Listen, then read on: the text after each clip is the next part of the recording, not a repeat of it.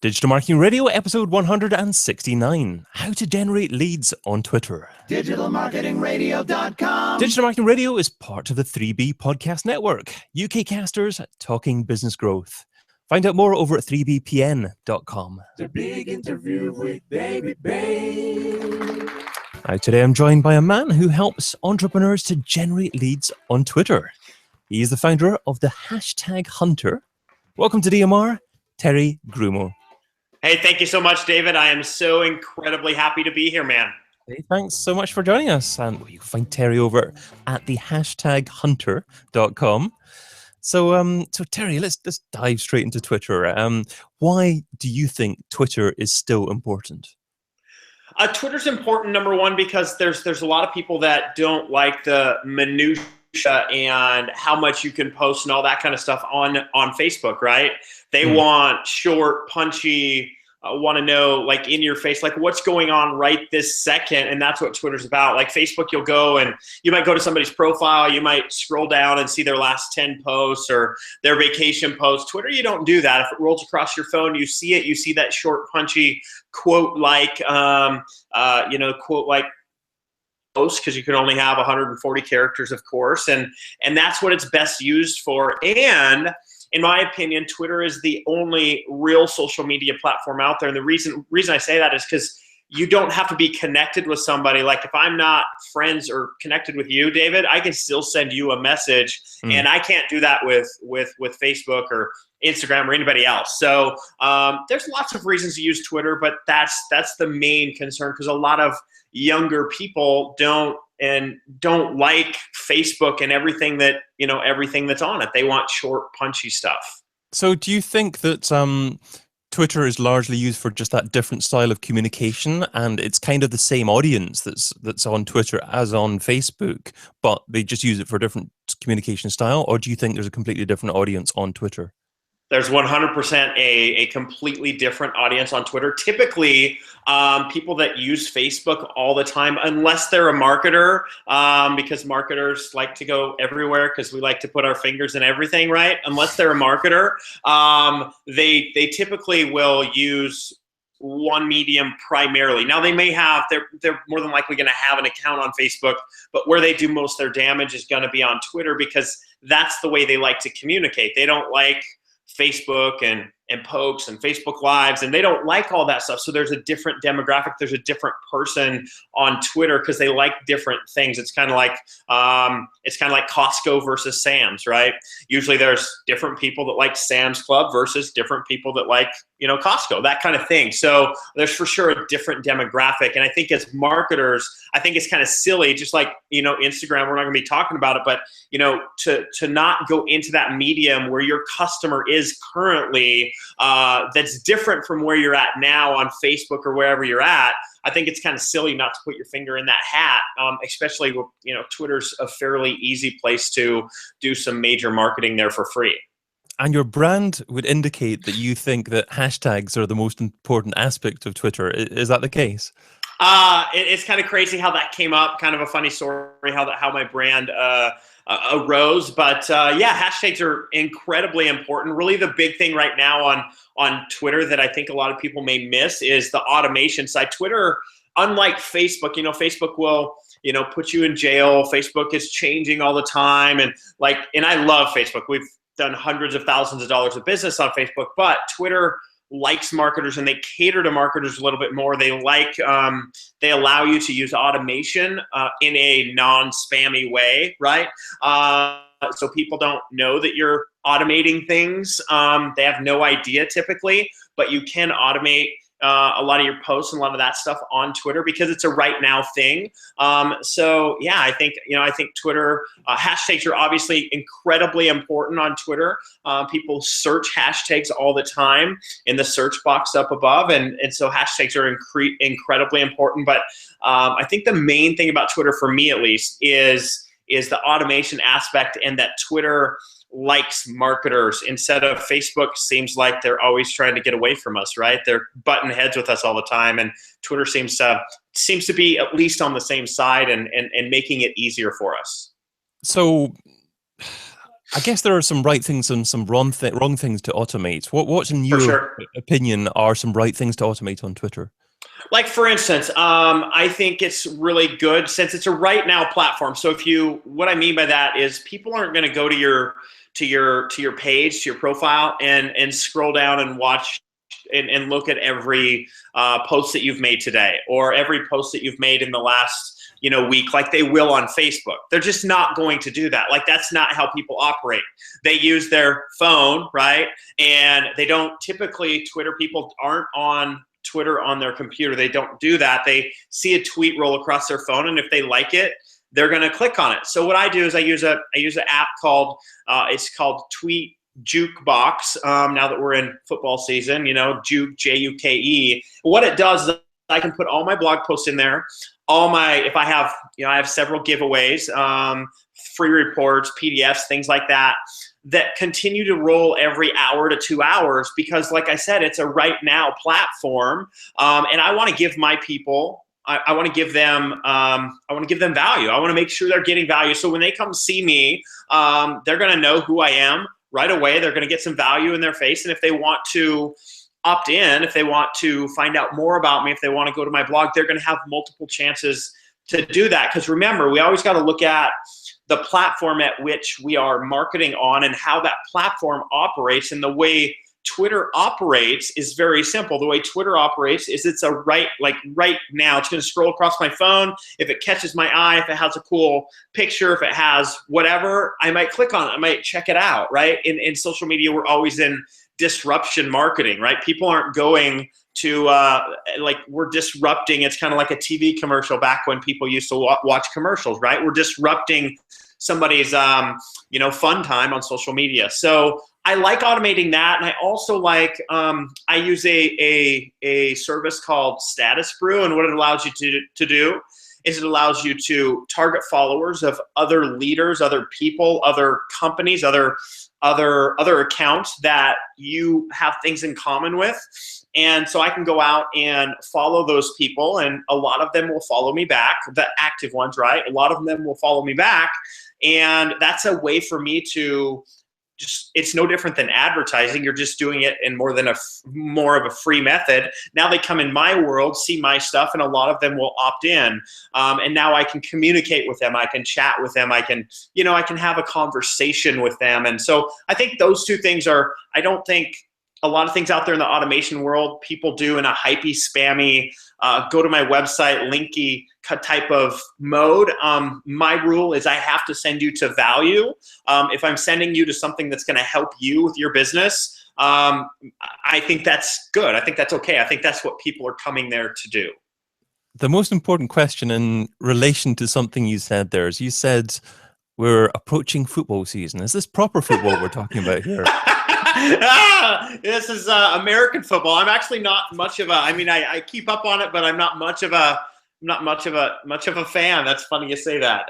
So we are talking about the weenie American football, right? Yeah, absolutely, yes. So obviously I did a little bit of research before this discussion, so I wanted to check out your Twitter profile, and you're obviously aware exactly about what you're talking about with regards to Twitter here, but I was quite surprised that you appear to have signed up in August of 2015, so just 12 months ago. So Sure. Did you have a different Twitter handle before that, or what's the story behind that? So I had kind of switched brands, deciding where I wanted to go. I had a brand. I didn't really have a big Twitter following when I created the name, the hashtag Hunter. Actually, I just was doing some things on Twitter, and I decided to bring all my all my handles, all my social media handles together.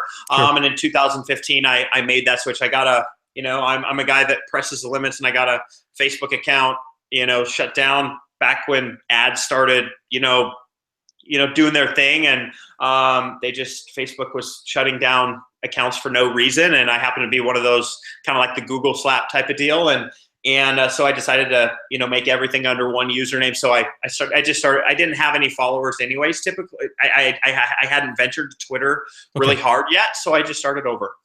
Okay, and obviously you're leading with your own personal brand as well now. So does that mean that you believe leading as a human being rather than actually leading as a brand is the right way to go on Twitter? No question. People buy from people, and Twitter is a place where you can. Twitter is a place where you can communicate with video. And that's one of the biggest trends of social media right now. But with video or with audio, with your followers, right? And you can make tweets, and you can follow up with them, and you can chat with them via video, and you can gain a relationship with that. And I send all of my new followers a message, and follow up with all of my new followers, every single one of them. I do have some help on that because I just can't keep up anymore, but I do a lot of it. And I just believe anybody that wants to separate themselves needs to operate like a human being versus a corporation, if you will, right? Because we're all humans. We all buy from humans. We buy because we're emotionally involved in that product, and it's going to help us do whatever, right? It's going to help us get more leads, more sales. It's going to, put food in our stomach, whatever it is, right? We buy because we're emotionally involved. So for sure, Twitter is a human interaction. It's not a distribution base, and that's the way most people treat it. It's not that. It's a place where you can communicate, and the more followers you have, obviously, the bigger the voice you have. And now when we do a Periscope, the leading one on top, I think I have, 16 or 17, reshares on that. And on Periscope right now, after Facebook Live came out, Periscope took a big dive, right? And so we're getting a lot of reshares on a lot of stuff. So are you moving from Periscope to Facebook Live then? I do a lot more Facebook Live than Periscope. I just tested it for a long time, and for me on on social media, I'll do a Periscope about once a week now, but I don't do them every day just because I tested it for a month and it didn't make sense to do that. And here's why. One of the biggest tips I can give you: shoot a good Periscope and pin it to the top of your profile on Twitter. So every new follower that hits or they don't have to be a follower. Every person that comes and checks you out can watch that Periscope, and they get the same thing. You can't do that on your personal page on Facebook. You can on your fan page, but not on your personal page. So that's a really cool thing to do on Twitter. Shoot something good that goes to a good call to action. Maybe that call to action is to contact me on Facebook. Maybe that call to action is to go get my lead magnet. Maybe that call to action is to email me. I don't know, like something, right? And that way every new follower sees you and sees what you're doing and sees you on video. And that's going to allow them to build a relationship with you without you ever saying anything. I like that. I think that's a good tip. But are you talking about just video? I mean, would a pre-recorded video uploaded to Twitter work just as effectively as Periscope, or is that feeling of being as live more effective? I don't think it matters. I just think you just need to be real. Just need to be you. I think Twitter is for sure a place where real videos outperform, in my opinion, really done up professional videos. Twitter is a place where people want to see you, and they want to see the real you, right? They want to see, they don't want to see something manufactured and, intros and outros, and that's all cool and dandy, but I don't think that performs as well on Twitter. So I don't think it has to be a Periscope, but if I'm going to put a video on Twitter, I might as well do a Periscope, do it live, and then I just pin it to the top. But for sure, you could, a video would do just the same. You just obviously wouldn't get the Periscope stuff out of it as well. So are there any other style of tweets that tend to be particularly effective for you? Like asking questions, mentioning handles, obviously, within tweets, or hashtags, images, or maybe something else? Is there anything that's particularly effective at the moment? Yeah, images. Everybody's kind of gone over to images because, the market gets smart. Sophistication happens, and so images are by far and away the number one thing I can tell anybody to use on Twitter that will work well. They need to be different. They need to be unique. They need to be maybe your kind of style. But I also will ask, one of the biggest things that I see marketers mess up on is they don't ask for a retweet. They won't, I might make a bold statement to the entrepreneur world, right? And I might, hashtag it entrepreneur and business, let's say. And then at the end, I'm like capital RT for retweet if you're an entrepreneur or something like that. People will do, like, we're all, what we need to understand is we're all trained to do what we're told to do. So if you tell your followers to retweet your stuff, if it's good stuff, like if they like it, if they're like on your side, if they're whatever, they're going to, a lot of them are going to retweet that. So the biggest tip for me is be original. Don't go out there and copy all the BS out there, right? Don't do that. Be you, be truth, be, point, and tell people to retweet and share and like your stuff, and they will start to do that. But you're going to have to be consistent. And remember, you can't really, so on Twitter, you can't really over tweet. Like you can't, on Facebook, if you did a tweet every hour, you would be the weirdo, right? But on Twitter, like there's never going to be a time where your followers like I said, it's a right now platform. So they're not going to get, never have I said, well, why do you tweet? Have I heard, why do you tweet so much? It's not like an email in your inbox. It's just different. So you can't really tweet too much. So my advice would be just number one, use cool images when applicable. And number two, I would absolutely 100% use short, punchy stuff, and whatever industry you're in, make tweets about that every day and tell people to retweet. And the third thing is pay attention to the trending hashtags on the left-hand side. And every day, sometimes it's Monday motivation, or, Thursday whatever, or, something that's trending. And if you can, especially if you can take something around what your business is about, or what you're about as a person, or something, and you can either make it funny or apply it to something in your world. If it's trending, might even be, political right now, might be, for some people might be American football right now. Who knows what it is, right? Something that's trending. Take advantage of that. You need to pay attention to, Twitter tells you, hey, these 8 hashtags are really, really popular right now, not tomorrow, right now. Take advantage of that to get more fans to come over to your world. One of the things I love about images as well is, I also do shows where I interview quite a few people at the same time. So I can actually create an image and then tag multiple people in the same image. And you can tag up to 10 people in the same image. Yep. And as long as you're not doing that in a spammy way, if everyone that you're tagging is included in that image, that's a wonderful way to make more people aware of that tweet, because obviously that will alert those people who have been tagged in that particular image. Absolutely. Just don't put the handle at the beginning. I'm sure you know this, but don't put a word or a dot or something at the very beginning, or it won't go out to your followers as well. But 100%, that's a great point. There was talk of Twitter actually doing away with that, if you put the handle at the beginning, it wouldn't go out to obviously people. But I'm not sure if that's actually been made live yet. I know there was discussion about that.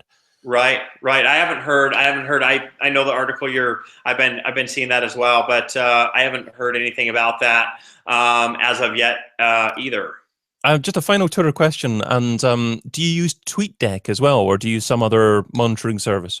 I use HootSuite. HootSuite's I think it's about the same, but I use HootSuite for my Facebook, all that stuff anyways. So HootSuite tends to work really well. I've heard a lot of good things about Tweetdeck, but it's just something that I've gotten used to HootSuite, so I use it. I'm sure, like I said, I've got clients that use Tweetdeck as well, and it seems like a very, very good tool. Great. Okay, well, let's segue into the second section of our discussion. So that focuses more on Terry's thoughts on where digital marketing has been and where it's heading. So starting off with software I couldn't live without. So Terry, what software do you currently use in your business? And you've probably given us one already, so maybe you have to think of another one now, that if someone took away from you, it would significantly impact your marketing success. I gotta look. What's that note-taking? Evernote. I use Evernote like almost every day. I'll be in church. I'll be wherever I'm at. I'm taking notes on it all the time. So Evernote is for sure something that would impact me if I didn't have it. And do you use that on your iPhone, on your phone, or do you use that on your desktop as well? I use it on my iPhone. I just got a new computer. I haven't like uploaded the app on my computer yet. I use it mostly on my phone, and then I'll take it to my phone for, email subject lines is a good deal. And those subject lines might even be social media subject lines that I want to say on Twitter or Facebook or whatever. I just can't do it at the time, or I have an idea, or because if you guys are like me, if I don't write it down, I'm going to be like, man, I had that awesome idea in church or coming home, and you'll rack your brain, I'll forget it. So Evernote is for sure something that's made me, thousands of dollars because I don't forget that way. And here's a slightly more challenging question, and that is, what piece of software don't you use, but you've heard good things about and you intend to try at some point in the near future? Snapchat. I guess that's not really a piece of software. It's a platform. I mean, I have the app. I do a lot on Instagram and Pinterest and Facebook, and this Snapchat thing, I just never took off with it. I obviously I follow Gary Vee, and he's always, everybody's always saying how awesome it is. So that's probably a platform that I'm going to use. I just haven't as of yet. Why do you think you haven't got around to that one yet? When I first saw it, it was all about video, which I'm a fantastic video guy, but it's just a time thing for me. I shoot a Facebook Live every day. We blog a lot. I create a new product about once a month. We're building sales funnels, and I'm coaching. It's just been a time thing to go in and learn it, because I'm a very big proponent. We're crushing LinkedIn right now. Do a lot on Pinterest. Do a lot on Facebook. Do a ton on Twitter. So it's just I don't have the time to go in and learn it properly yet, and I'm sure I will. I just haven't taken the time to do that currently as of yet. Well, I mean, it's a good thing to actually not do something, certainly. If you do too many things, then obviously you're not going to do everything to as high a standard as you want, and that's a wonderful reason for not doing something. Right, exactly. But of course, the software that you recommended there, I'll make sure there's links to that in the show notes at digitalmarketingradio.com. But let's move on to... I wish I would have. So I'd like to look back on the very first day that you're involved in trying to market a business online. What didn't you do so well? What do you wish that you would have done differently? I didn't know anything. I come from a very blue collar, where agriculture is the leading industry, right? No wealth whatsoever. I had no clue. I had no idea. So I wish I would have hired somebody that knew what they were doing way earlier. I struggled for 7 years before I understood business and really could go make things happen. So I certainly wish I would have invested in myself and felt like I was worthy enough to put money into. A lot of times we don't think that we're worthy enough to like invest in myself. Like, I'll pay for somebody else, but I'm not going to invest in me. And I wish I would have done that earlier, and it would have shortcut my years of quote unquote failure, or that part of the journey, as I always say. But that'd be by far the... What would have been the best investment that you could have made in yourself? To hire a personal one-on-one coach that knew how to build a business, so they could show me the ropes. They could show me. I had no clue how to generate leads online. I didn't know what a blog was. It took me like 2 years of piecing things together because I was too cheap to shell out a couple grand to get one built, right? I just had no idea what to do, no clue how to do it. So literally from starting with your lead magnet to producing a product to creating sales funnels and doing the whole thing. I wish I would have had a one-on-one personal coach, not a product, a one-on-one personal coach that could have just shown me the ropes and taken me, because I was willing to work. I did not have the skills to know what to do in order to build that business, have that step-by-step plan. The this or that round. So this is the quick response round. 10 quick questions, just 2 rows here. Try not to think about the answer too much, and you're only allowed to say the word both on one occasion. Ready to go? Yeah, ready. Let's rock. Email or Twitter? Email. Audio or video? Video. Affiliates or display advertising? Display advertising. Facebook or Google+? Facebook. Online press releases or one-on-one relations? Online. Paid search or SEO? Paid. Email contact form or telephone number? Email contact form. Website or app? Website. Social subscriber or email subscriber? Email subscriber. And local marketing or global marketing? Global for sure. Well, you did that quite quickly. There was a couple of answers that surprised me a little bit. You went online press releases rather than one-on-one relations, and paid search rather than SEO. So do you actually submit press releases to online sites as a way to actually drive traffic back to your site? We do a lot of national media news press releases, yeah. Is that using like prweb.com and places like that? You know, I actually have they're actually staying in our house right now. A couple good friends of mine that are very. So I don't like, he does it all for me. I just pay him. Avilio and Lori Silvera are their names, and so I actually don't know how he obviously. He's in the political world, and he does that for his clients there, and he has some other entrepreneurial clients. So he submits to 4,000 or 5,000, a bunch of reporters that need stories. And like, if you search my name, there'll be 2 news stories that will come up that I've had reporters write press releases or take that press release and produce it. So it's really boosted SEO as well. Because it's allowed us to have a foundation of really good, solid links out there. So yeah, we do a lot of that causes us to look more credible. Number one, the white coat theory, right? You go in the doctor and you don't really question what he has to say, and if somebody comes to your site and they've seen you ABC, Telemundo, all that kind of stuff, it's kind of, that guy must know what he's talking about. He couldn't get there without it, right? And then third, like I said, it just gives you a solid foundation of links. And so we've had a lot of luck with it, and it's something, those leads are not going to be online typically, right? It gives me a different source of leads to come to my site.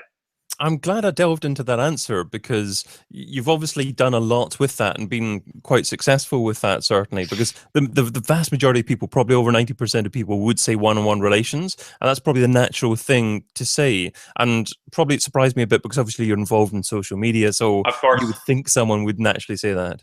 Of course. Yeah, it's just been something that when you're able to, of course, I love building relationships, and I sell a lot of stuff on social media, talking one-on-one with people through audio and video, but at the same time, when I'm able to take my wet net and make it wide, so I can, it's kind of an interesting question, because that allows me to have more one-on-one relations when I can do that through a Facebook Live or something where I can be like I'm talking to one person and building a relationship with 100 at the same time. So that's kind of how I look at that. I look at that question. I suppose if I was solely in coaching or something like that, that would obviously be a different answer. But we sell a lot of products and get a lot of people on our email list every day. So that's for sure why I answered that way. Okay, that's almost a topic in itself, but that's a good summary of it. Sure. And you also said paid search rather than SEO. Is that Facebook advertising or something else you're talking about there? We do most everything with Facebook advertising currently. I mean, we have a lot of nets out there, but Facebook marketing for sure. And for me, I am. I think a lot of us entrepreneurs, I love SEO too, but with paid search, I can certainly I can get to the answer quicker, whether my stuff works in that area. SEO takes time. It takes patience, and a lot of times us ADD entrepreneurs, for sure me, I don't have that. We do focus on SEO too, but I like the paid stuff a lot better. Well, paid's a wonderful way to test to see if a keyword phrase is going to convert, and then you know if you can actually push effort into SEO over the long term. Exactly. But let's move on to the $10,000 question. So if I was to give you $10,000 and you had to spend it over the next few days on a single thing to grow your business, what would you spend it on, and how would you measure success? This shouldn't come to a surprise. I would find the best person that I could buy their time that would help me with at this point, if it was for my business, help me scale. We're at a point where we're making consistent a very healthy, consistent income at, $500,000 a year. And I would want somebody that could take me to the $10 million mark in the next, 2 to 3 years. And I don't know if 10,000 would even get us a conversation, but if I could take an hour, 2 hours, 3 hours from that person, I would invest it with them immediately. And then following that, I would do absolutely everything. One thing I'm really good at is implementation. And I would do literally everything that they told me to do. And so right now, if it was my business, which it is, and if we were talking about my business currently, it would be scaling. And I would find the best person in that I could afford, that could help me scale my business, and that could come look and say, hey, you need to do this different or that different or that different. And I would hire that coach immediately, put that money into my business, and tenfold it and do it all over again.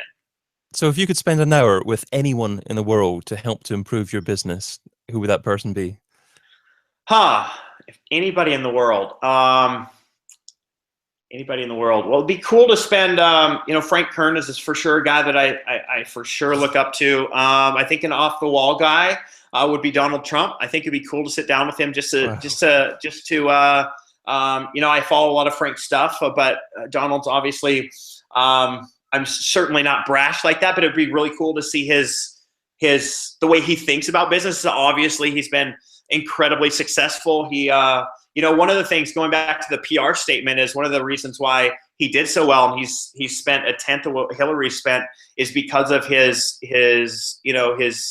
free Fox coverage that he's been doing for a long, long time. But that's a different topic. But my point is it'd be cool to sit down with somebody like that that's made so much money, to see what they would do in certain instances and see how they think.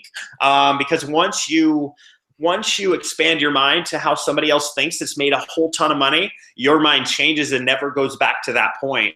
And so those would be the two guys that, come to mind. Good. I like going on different tangents and exploring different thoughts I have. So thank you for that. Of course. Well, that just takes us on to my number one takeaway. So, Terry, you've offered a lot of great advice in our conversation, but what would you say is the number one takeaway? What's the single most important step that our listeners need to take away and implement in their own businesses? You need to hustle, man. Whatever you do out there, I guess it goes twofold, but I know you told me one, but twofold. Number one, you have to hustle. You have to be willing to put in the work. You don't have to do this, but I get up at 4:45 pretty much every day, and we live a pretty amazing lifestyle. I take a lot of time off during the day, playing with the kids, doing the stuff, but you got to hustle. You got to want it. The dream is free, but the work is the hustle is sold separately. So you have to want it. You have to go get it. And you have to, the second step of that is you have to get up. If you don't get up every morning and you don't get jacked up and your feet hit the floor and you're excited to be alive, and you're probably not seeing where you want to go. You're not seeing that vision on the wall that you're chasing, whatever it could be, that Lamborghini you want. It could be whatever it is for you. It could be that foundation you want to start, whatever. You need to see that. And you need to see it every day to keep you going, because life gets hard. People die. Stuff happens. Distractions are going to come down. You're going to have phone calls you don't like. You're going to have, that job that you hate going to. You're going to have stuff in business where clients quit and they charge back and they do whatever, right? It happens. It's people. So you have to have something big that continues to get bigger every day. So when your feet hit the floor, they're on fire and you're excited to be alive. You're excited to go tackle that every day, because business it's hard. And so when you combine those two, you can't lose. The dream is free, but the hustle was sold separately. I'd like to hear a few tweets, or see a few tweets on that, dear listener. That's a great one. So, well, yeah, thank you so much. That takes us to the end of our discussion today. So, yeah, thanks for your time and your advice. What's the best way for our listener to find out more about you and what you do? Of course, just go to the #hunter.com. That's THE #hunter.com, and you can see my about section there. You can get, of course, a lot of free stuff on my blog there, but the #hunter.com, or of course, I'm sure my name will be in the notes. You can certainly search for me on Facebook. I'd love to have a conversation for you there as well. Superb stuff. So thanks to Terry, and thank you, dear listener, too. If you enjoyed what Terry shared today, tell us what you think. An iTunes review is always good, and I might even read it out in a future episode. And if Twitter's your thing, @David Bain is my handle. Maybe share thoughts on this episode. Maybe share thoughts on what we should discuss on future episodes. Whatever it is, it would be good to hear from you. But until we meet again, be fantabulous and do one thing that scares you. Adios. Thanks again, Terry. Great episode.